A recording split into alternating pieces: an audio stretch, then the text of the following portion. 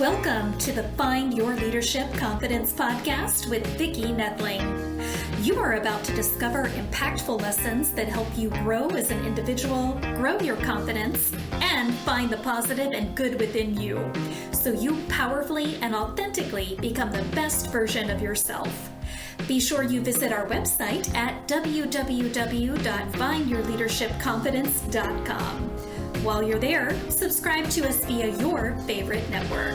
Now tune in, get ready, and enjoy the journey of emerging as a leader of exception in the 21st century. Welcome, everyone, to the Find Your Leadership Confidence podcast. I'm your host, Vicki Noethling, coming to you from Roswell, Georgia. The goal of this podcast is to bring topics and guests that will empower you to become that confident leader and take your business and your life to the next level. Today, I am very excited to have Glenn Parker as my guest, and let me tell you about Glenn. So Glenn is the author of 15 books and is a leadership and team effectiveness consultant to some of the world's leading organizations. In 2020, he co-authored with his son, Michael, the book, Positive Influence, The Leader Who Helps People Become Their Best Self. And in 2023, he and Michael also wrote a book called Positive Influence 2, Leadership in Time of Crisis, in a Time of Crisis. So I thought it would be appropriate to talk about the types of positive influencers, those influence leaders, and which one are you? So please join me in welcoming Glenn Parker as we take a journey through this discussion on positive leadership. Hello, Glenn. Hello, Vicki.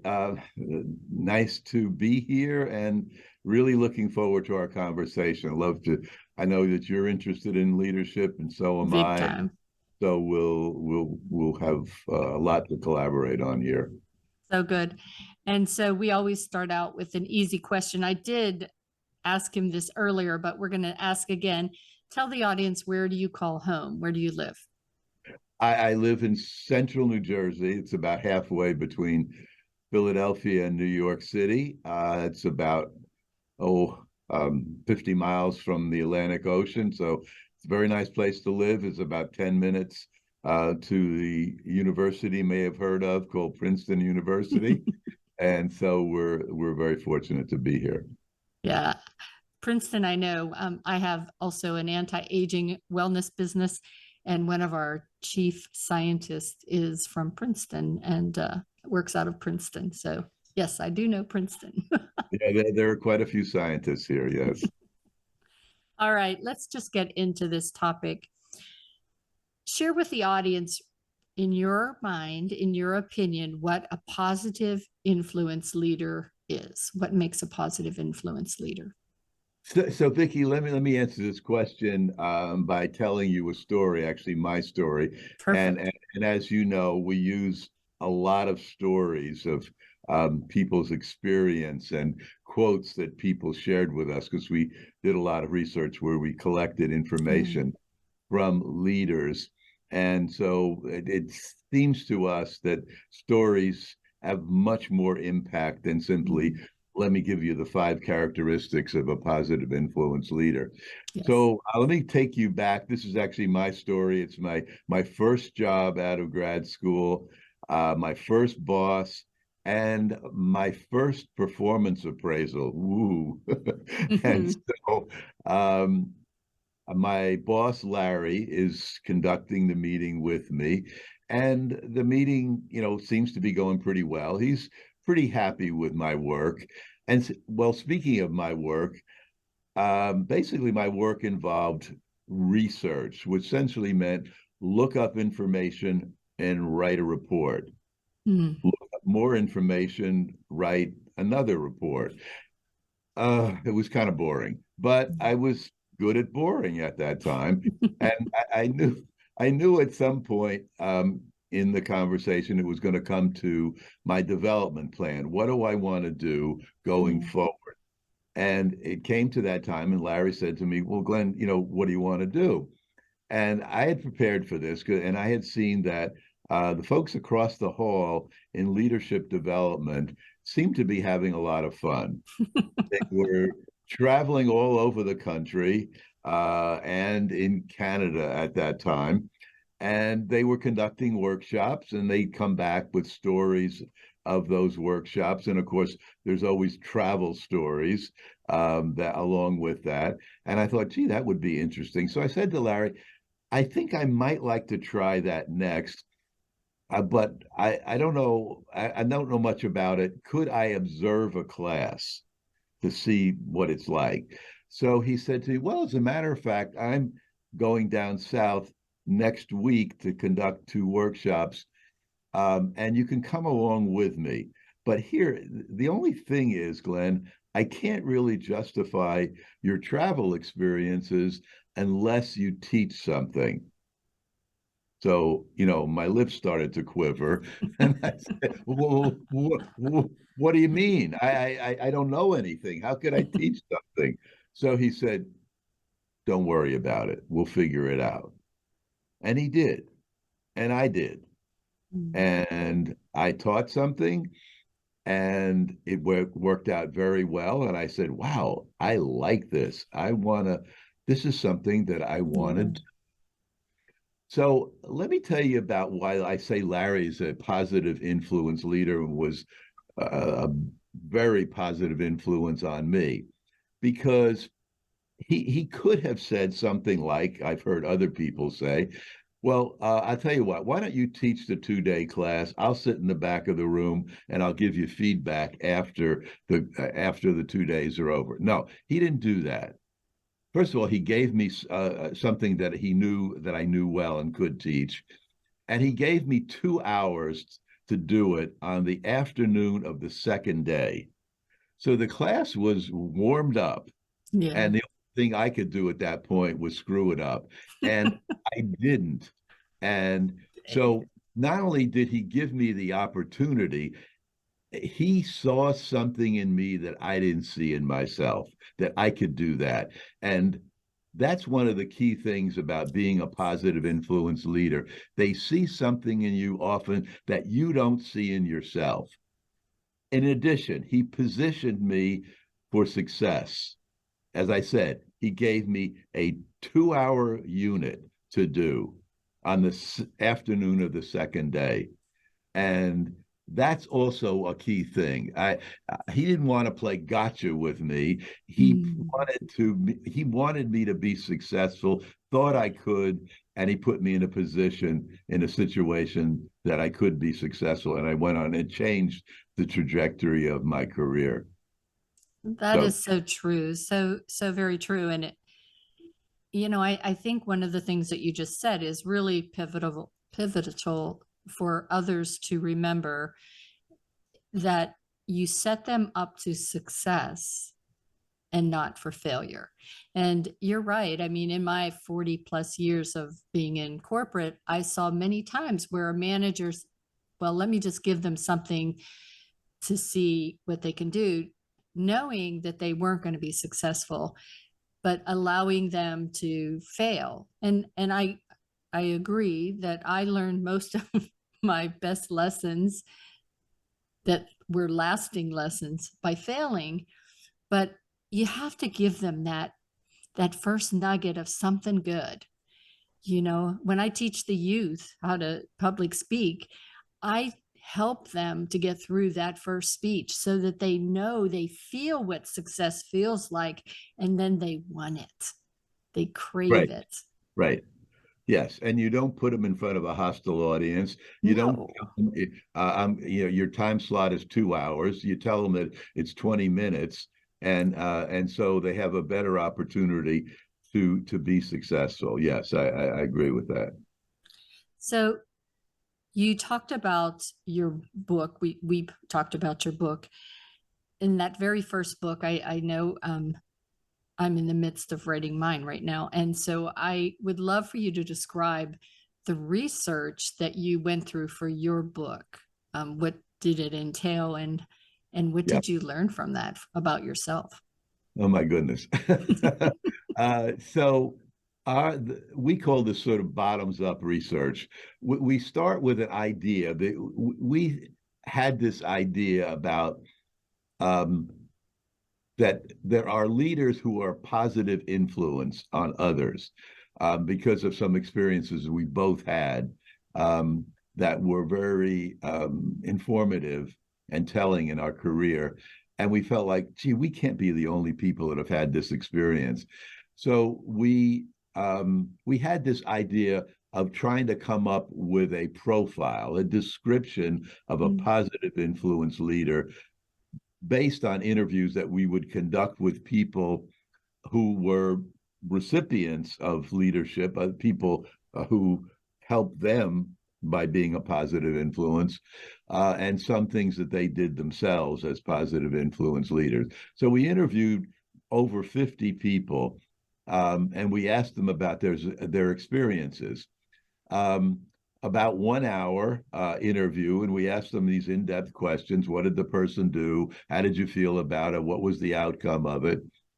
And as we were going through this, and as we were getting toward the end, we realized that there was no one profile, that there were lots of ways that you could be a positive influence leader. They're all of them different, but all of them positive. And so in the end, we came up with the idea of 4 different types or 4 different styles of positive influence leaders. And that became the heart of the book. 4 different types, 4 different styles. All of them were positive from the standpoint of the organization and the person, but different. And they and hopefully in many of the cases, it's exactly what the person needed at that time. So yeah, that's I think another key thing for a leader is to understand the needs of that person who they're mentoring, they're coaching, training, whatnot. So you mentioned the 4. So why don't you go through quickly, I guess, and then we can get in more detail. What are the 4 types? Yeah, the 4 types are the supportive, the teacher, the motivating leader, and the role model. So the supportive, as you might suggest, is somebody who says, Vicki, you can do this. I got your back. I'm willing to help. I will not do it for you, but I will help you. And what I've seen in you, you can do it. So that person is supportive. It could be a parent, it could be a teacher, it could be a friend, it could be a manager, it could be a coach.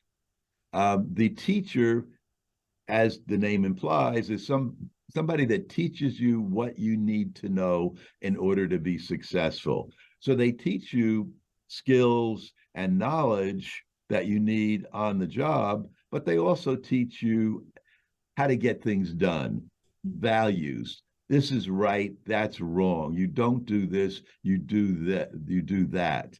And so there's lots of ways, and we found many people were teachers, even though they didn't carry the title of teacher, but they had the ability to do that. And the motivating leader was Larry. Larry was the motivating leader. He's the one that helped me find my true north, my direction, my purpose in life. And he, as I said, saw something in me that initially I didn't see in myself.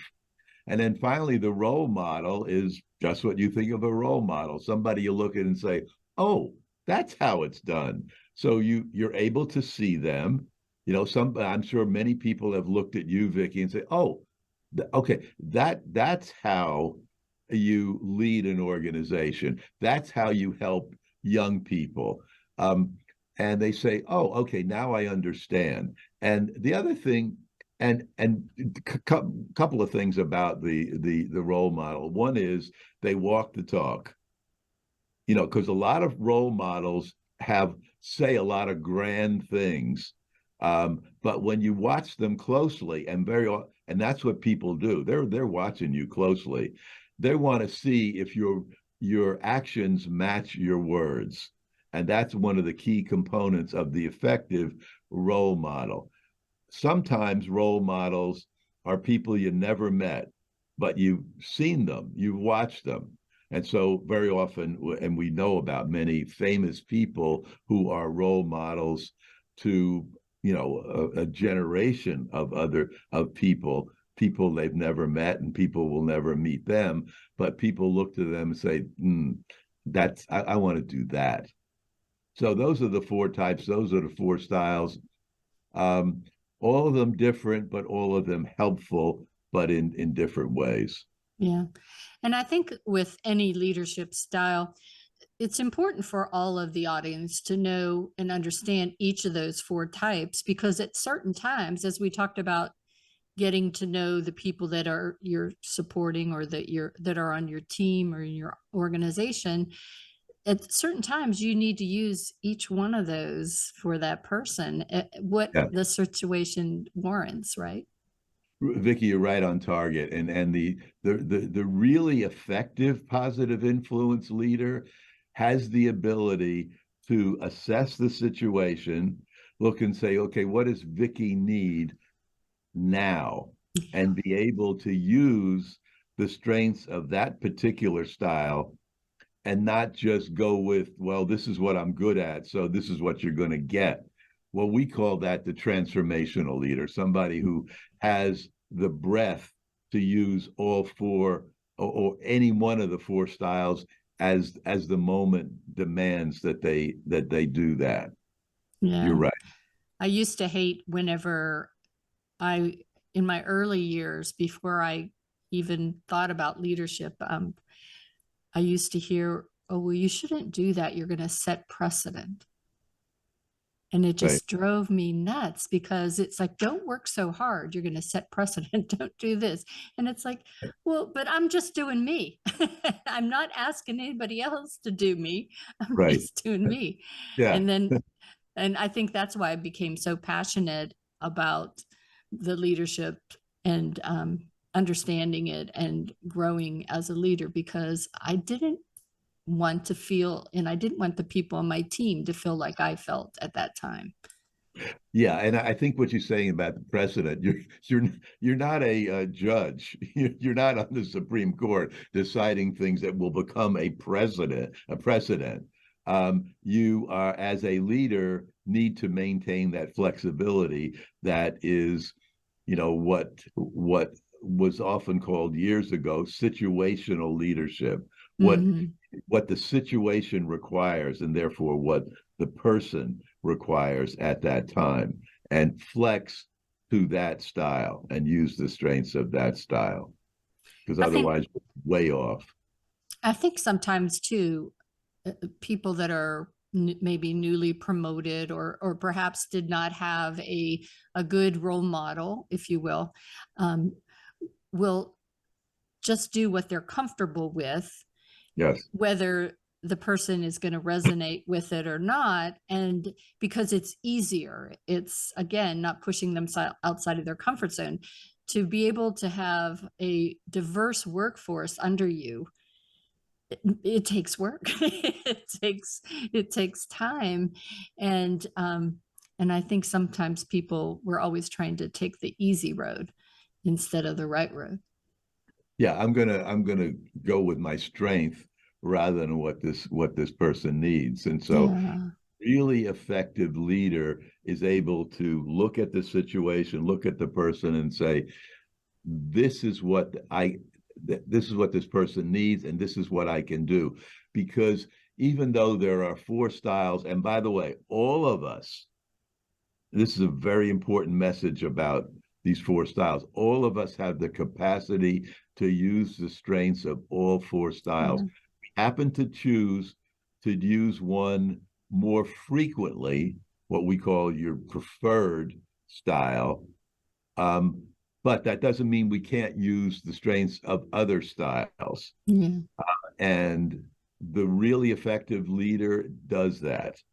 Yeah. And that's what we want to teach people in the organization and teach leaders how to do. Yeah. I know that I always refer to it as your natural behavior Yes. style. And so in times of stress, though, people need to understand that in times of stress, they will automatically go to that one that's their go-to or their natural. And if that's not going to work for the situation, then they need to Right. be aware of that. Correct. And that's why we have training. That's why we have development programs so that people can learn that and be able to flex to it. Yeah. That flows nicely into the next question, was for the audience out there probably wondering, well, how can I tell what is the Sure. leader I am? You know, again, if they've been doing this for a while, they may have several of them, but how can they tell what is their dominant or that natural leader style? Well, some people may be able to figure it out by what I just said, or reading the book and reading the chapters that focus on those four styles. The other way to do it is we developed, as a result of finding that there were four types or four styles, we developed a self-assessment tool. It's actually a survey questionnaire that you fill out, and at the end, it gives you a reading on the four styles and which one is your preference.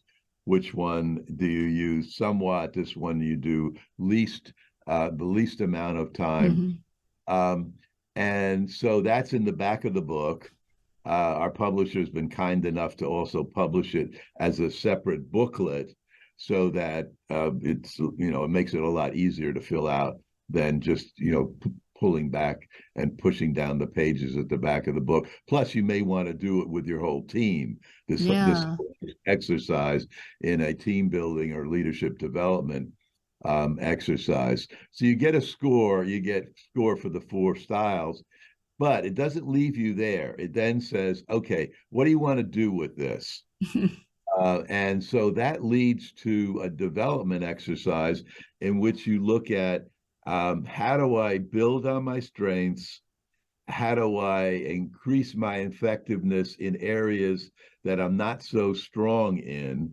How do I bring that up and become a more well-rounded positive influence leader? So whoever I encounter, I can flex to whatever that person needs.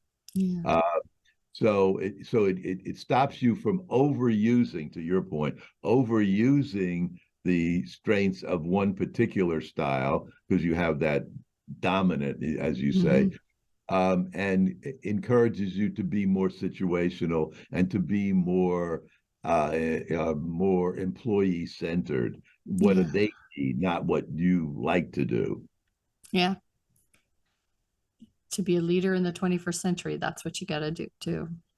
So question is, how do I cope with people who are negative influences in my life and work? We could spend a whole day on this one, but yeah, well, it's interesting because Michael and I started out, we didn't ask this question, but we were, I don't know, the second or third interview in, and someone said, Glenn, aren't you going to ask me about my negative influences? Because I got a lot more of those to tell you about. And we said, wow, why aren't we asking that? So we then started asking everybody, what negative influences have you had in your life, and how'd you cope with that person? And that was very telling, very revealing. So people had developed coping strategies. We outline that in a book. I'll just give you a couple examples here.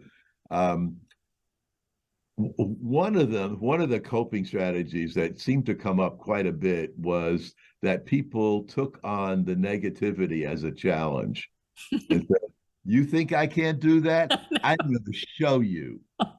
Yeah. Don't start with me. I will show. So, for example, Jerry is he's a person that we interviewed, and he told us this story about being in high school and trying to make plans for college, and he said he decided he wanted to double major in economics and business. And he went to the career counselor, or whatever they called him at the time, and talked about this is what he wanted to do. And she gave him that look like, really? You? Yeah. And that I don't need to say any more about that. Yeah. And so he went, yeah, me, he said in his mind, because he was. So he went on to graduate with a double major in engineering and business. And he went to have a 30-year career at General Electric, Wow. GE, and became not only a top engineer, but then an engineering manager, and then subsequently a consultant. And I said to him, "Did you ever go back to that career?" I was just thinking that. Yes. How And fast did he go back and say, yeah, hey? you know what he said, Vicki? He said, "I Never. didn't need to. Yeah. I didn't need Yeah, to." I know. And I said to him, "By the way, Jerry, do you think that how she reacted to you was because you're African American?" He said, "No, she was just bad at her job." Yeah. He was not going to. I threw a little bait out there, and I know him very well, so I could certainly do that. And he said no, she was just bad at her job. And that, I mean, I can talk about some other examples if you want to go forward. A couple others. Sure, we Okay. can do one or two more. Okay, so for example, another coping strategy was to work around the person, do a workaround, because sometimes you can't just blow the person off. Yeah. You can't just suddenly say, "Oh, by the way," because sometimes we found people where a parent was a negative influence. um, or a teacher was a negative influence, and you can't just say, I'm going to change parents, or change classes.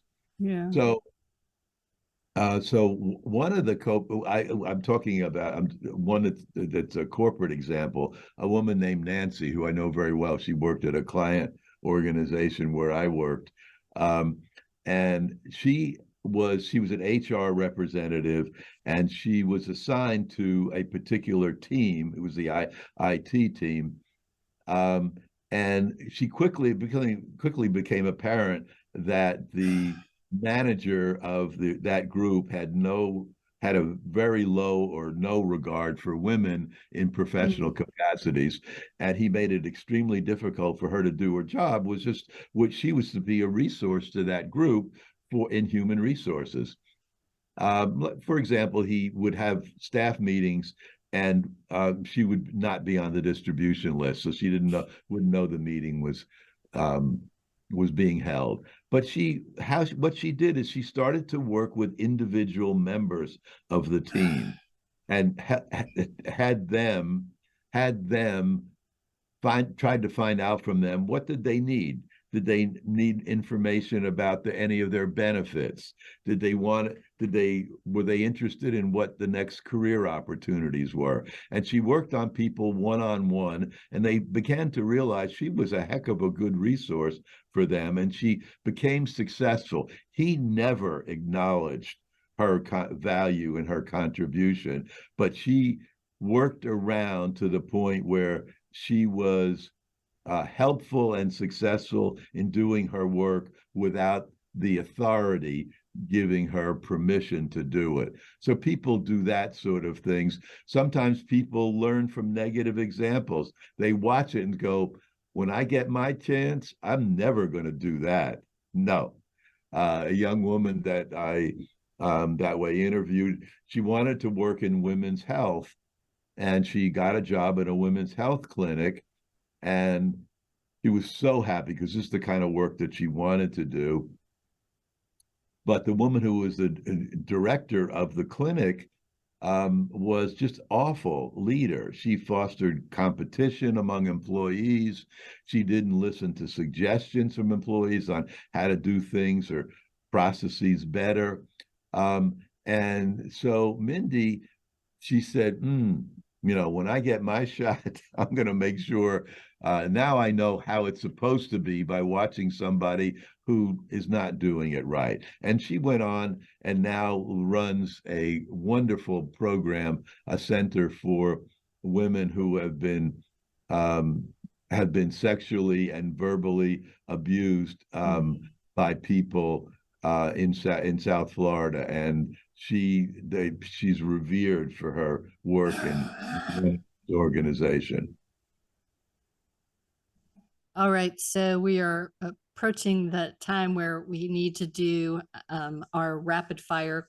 Probably just have time for one. Okay. So let me see which one I want to choose.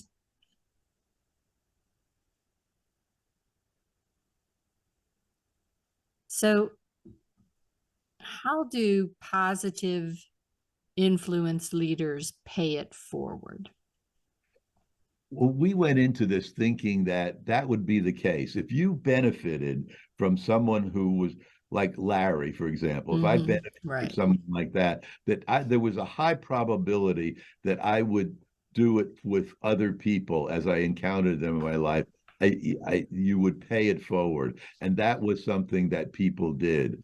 And it became a thing with them. Sometimes they did it with a specific person. Sometimes it just became part of what they do. For example, you mentioned writing a book. I've written a lot of books, and very often people come to me and say, Glenn, can you help me? Well, I always say yes, because someone helped me. Someone cracked open the door for me for my first book, and it was a life changer for me. And by the way, that offer applies to you as well. If you want some help in writing the book, I'd be more than happy to do that. Thank you so much. All right. So you gave us great information, great tips, and I would encourage everyone to get not only book one, but book two. I'm going to share my screen so you can see just exactly how you can do that, and contact Glenn if you want to learn more about what he does. So those that are just listening in, I tell you every time that if you do not have a paper and pencil, which you should have had because you missed all these great points, but go get it right now. I'm going to give the website information to you. If you are driving or unable to get it at this moment, it will be on my website, as well as the YouTube channel that you can get a screenshot at that time or listening in at a later time.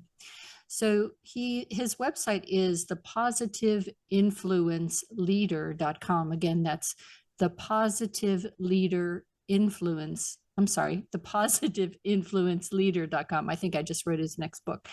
Thepositiveinfluenceleader.com. And you also can email him at glenn@thepositiveinfluenceleader.com. If you go to social media, you can find him on Facebook at Team 36 Skill Boy. That's capital T for Team 36, capital S for Skill, and capital B for Boy. Team 36 Skill Boy. And LinkedIn, you can find him by his name. Thank you very much, Glenn Parker. So Glenn Parker on LinkedIn. I'm going to turn it over to Glenn to tell you a little bit about what you can find on his website and about those books. So we just talked about pay it forward. And let me, because we've had such a great conversation here, let me make this offer to all your listeners. If they send me an email at this address, Glenn at thepositiveinfluenceleader.com, with their mailing address in the United States, I'm sorry, I have to listen to that, limited to that, I will send them a complimentary signed copy of the latest book, the Leadership in a Time of Crisis, if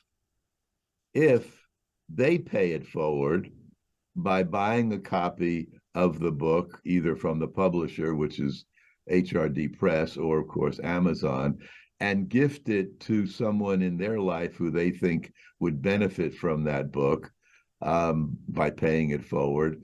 As I said, I will send them a complimentary signed copy of the book. And I Awesome. promise I will never put you on a mailing list. That address is sacrosanct with me. You will not I will not use it other than to mail the complimentary book to you. And you can see on the screen, he does give you the hardpress.com, hrdpress.com, or an 800 number to get those books. Or you can do like a million others do and go to Amazon to get yours. Thank you so much, Glenn, for sharing such great information. And yes, this is one of my favorite topics. In fact, tomorrow I start one of my 6-week courses at a company for leading with your heart, your head, and your hand. And so all of this information shared here just goes much in line with what I'll be teaching over the next 6 weeks to that group. I think, especially now in this time of remote workers and people just changing careers, people starting their own businesses and maybe weren't in a leadership role before. I think it's just really vital that we send as many resources out to people to be able to help them be stronger leaders, because we all know that it isn't the company that you leave, it's the leader. Absolutely. Well, Vicki, thank you very much. I've enjoyed the conversation, and I hope we've provided some good information to your listeners. Absolutely. And as always, as I end, I remind everyone that life is a journey and it's up to you to enjoy the ride. This is Vicki Noethling signing off.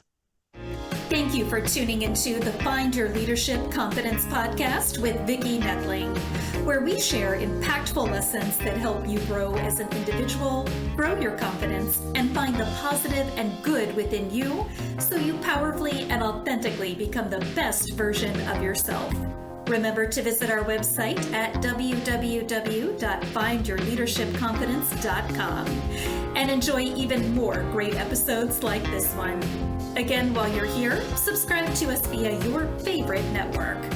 We look forward to seeing you next time on the Find Your Leadership Confidence podcast.